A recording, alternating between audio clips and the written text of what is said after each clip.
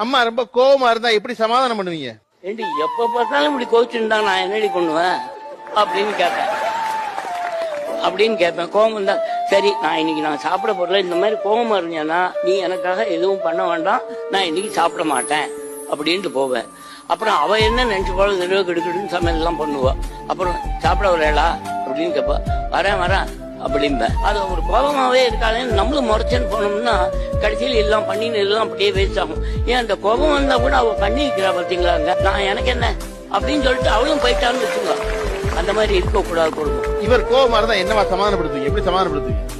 அவர் கோபமா இருக்காருனாக்க நான் அடங்கி போயிடுவேன், அதை பொருட்படுத்த மாட்டேன். நாம ஒருத்தருக்கு விட்டு கொடுத்து போறதுனாலதான் நம்ம குழந்தைகளும் நல்லபடியா வளர முடியும். இத்தனை வருஷமா அப்படிதான் வாழ்ந்துட்டு இருக்கோம். 56வது வருஷம் இப்ப நாங்க முடிய போறது, 56 முடிய போறோம்.